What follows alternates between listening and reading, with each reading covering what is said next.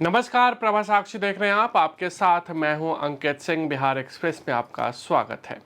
आज बिहार ज़बरदस्त तरीके से सुर्खियों में है। इसका बड़ा कारण ये है कि आज बिहार में महागठबंधन के द्वारा बंद बुलाया गया था।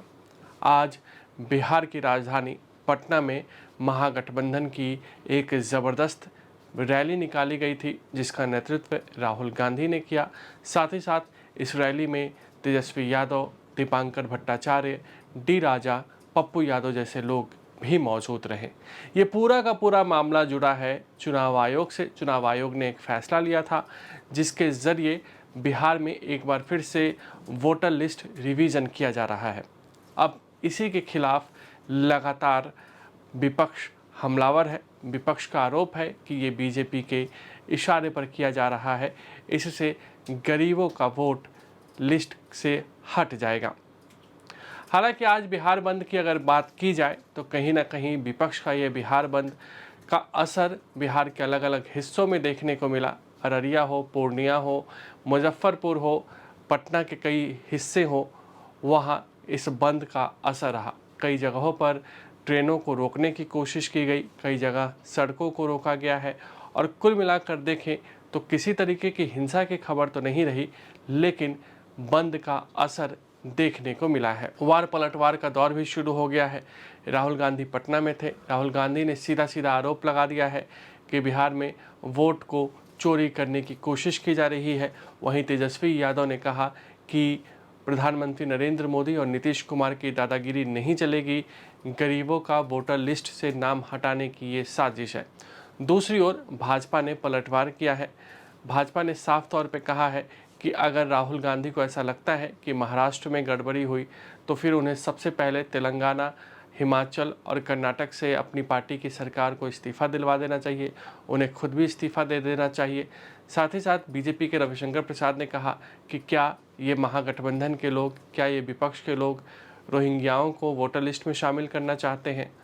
जदयू ने भी कहीं ना कहीं विपक्ष पर निशाना साधा है। जदयू ने साफ तौर पे कहा है कि इन्हें लोकतंत्र पर कोई भरोसा नहीं है। सुनिए किसने क्या कहा। कुछ महीने पहले महाराष्ट्र में चुनाव हुआ, हरियाणा में चुनाव हुआ, लोकसभा का चुनाव हुआ। उससे कुछ ही महीने पहले लोकसभा के चुनाव के कुछ ही देर बाद महाराष्ट्र और हरियाणा में विधानसभा का चुनाव हुआ। लोकसभा के चुनाव में महाराष्ट्र में इंडिया गठबंधन मेजॉरिटी लेके आए, जीत के आया। और विधानसभा के चुनाव में कुछ ही महीने बाद इंडिया गठबंधन बुरी तरह हारा। उस समय हमने कुछ ज्यादा बोला नहीं, मगर हमने काम शुरू किया।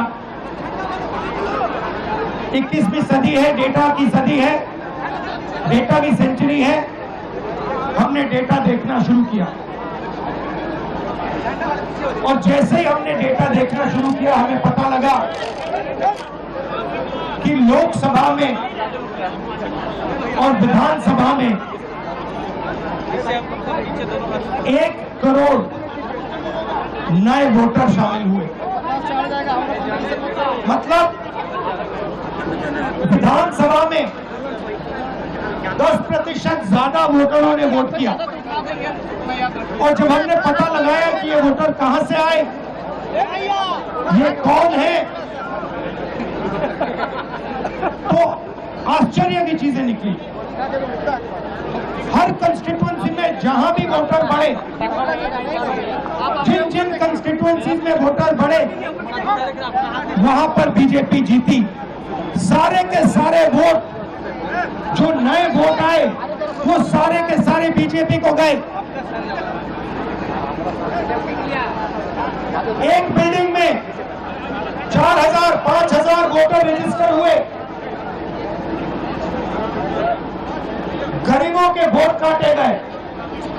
और जब हमने इलेक्शन कमीशन से कहा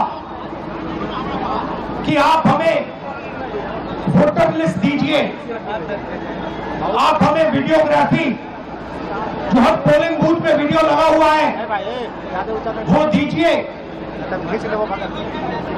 इलेक्शन कमीशन बिल्कुल शांत हो गया, चुप हो गया, एक शब्द नहीं कहा। एक बार नहीं अनेक बार हमने उनसे कहा कि देखिए कानून कहता है कि हमें वोटर लिस्ट दी जाए, कानून कहता है कि वीडियोग्राफी हमें दी जाए। आज तक महाराष्ट्र की वोटर लिस्ट हमें नहीं मिली, वीडियोग्राफी का कानून बदल दिया क्योंकि वो सच्चाई छुपाना चाहते हैं। मैं हिंदुस्तान की जनता को और बिहार की जनता को कह रहा हूं कि महाराष्ट्र का चुनाव चोरी किया गया था और जैसे महाराष्ट्र का चुनाव चोरी किया गया था वैसे ही बिहार का चुनाव चोरी करने की कोशिश की जा रही है। देखिए उन्हें पता लग गया कि हमने महाराष्ट्र मॉडल समझ लिया है, इसीलिए वो हम नया बिहार मॉडल लाए हैं। और मैं आपको साफ बताना चाहता हूं कि ये गरीबों का वोट छीनने का तरीका है ये, और मगर ये इन लोगों को मालूम नहीं है कि ये बिहार है, ये बात समझे नहीं है, ये बिहार है और बिहार की जनता ये कभी नहीं होने देगी। कि महागठबंधन का ये राजनीतिक बंद है। सवाल इस बात का है कि संविधान के प्रावधान के तहत चुनाव आयोग है, चुनाव आयोग का सवालों का जवाब देना है, लेकिन संविधान की कॉपी आप लेकर चल रहे हैं और संवैधानिक संस्थाओं पर लगातार सवाल खड़ा कर रहे हैं। आपके पुरखों ने गैर कांग्रेसी सरकार को बर्खास्त करने का रिकॉर्ड इस बिहार देश में कायम किया है। तो ऐसी स्थिति में आप राजनीतिक बंद के लिए आए हैं। चूंकि बिहार में चुनाव है, इसके पूर्व जिन राज्यों में चुनाव हुआ और आपके घटक दल के लोगों ने 2020 और 2024 के चुनाव के बाद और उस दरमियान इस बात की सार्वजनिक चर्चा की और आपत्ति व्यक्त किया था कि विभिन्न मतदाताओं के नाम में दोहरीकरण है, मृत व्यक्तियों का नाम है। ऐसी स्थिति में अगर नाम हटाया जाने का प्रावधान है तो उसको आप राजनीति का एजेंडा बना रहे हैं। और माननीय राहुल गांधी जी, यह बिहार है, यहाँ सब्जी बेचने वाला भी पे फोन का इस्तेमाल करता है। यहाँ 94% जीविका की दीदियां बैंक का इस ट्रांजैक्शन करती है। इसलिए बिहार ऐसे मामले में सक्षम है। हम मतदाता जागरूकता अभियान चला रहे हैं, घर घर जाकर साइकिल से बता रहे हैं और आप बंद का आयोजन कर रहे हैं। खौफ इस कदर है कि आज जो पटना के मिशनरी स्कूल के बारे में जानकारी मिली है कि उन लोगों ने मुहर्रम और दीपावली में भी वो बंद नहीं करते हैं, लेकिन आज बंद कर दिया। आज वोटर रिवीजन को लेकर करके विपक्षी पार्टियों ने बिहार बंद बुलाया है। राहुल गांधी, तेजस्वी सभी सड़कों पे घूम रहे हैं। ये उनका अधिकार है, मुझे कुछ नहीं बोलना है, लेकिन मुझे कुछ बड़ी बातें रखना है देश के सामने पार्टी की ओर से। इस देश में एमपी एमएलए कौन बनाता है? वही वोट देता है जो भारत का नागरिक हो, 18 साल से अधिक उम्र का हो, 18 साल का हो, और जहां से वो वोट देता है वहां से सामान्यतः रहने वाला हो। मैं पटना का सांसद हूं, मैं दिल्ली में वोट नहीं दे सकता क्योंकि मैं यहां का वोटर नहीं हूं। मैं पटना में वोटर हूं, बाकी लोग वोटर हैं। तो अगर वोटर लिस्ट को लेकर के रिवीजन होता है तो आपको क्या परेशानी है? ये पहली बात मैं कहूंगा। दूसरी जो सबसे इंपॉर्टेंट बात है, इन सभी लोगों ने सुप्रीम कोर्ट का दरवाजा खटखटाया, उनका अधिकार है। जहां तक मेरी जानकारी है, कल सुनवाई होने वाली है। कल फिर क्या एक दबाव की राजनीति हो रही है क्या? या तो आप कोर्ट में विश्वास करिए या सड़क पर विश्वास करिए। जब कल सुप्रीम कोर्ट में सुनवाई होने वाली है तो आज ये कौन सा दबाव बनाया जा रहा है? क्या ये लोग चाहते हैं कि वोटर लिस्ट में वो लोग रहें जिनको नहीं रहना चाहिए, जो घुसपैठिए हैं या जो बाकी हैं? तो सच्चाई नहीं है क्या कि बहुत बार चाहे वो रोहिंग्या हो कोई और हो, वो गलत तरीके से वोटर लिस्ट में अपना नाम घुसवा लेते हैं? तो अगर ईमानदारी से काम हो रहा है तो परेशानी क्या है आपको?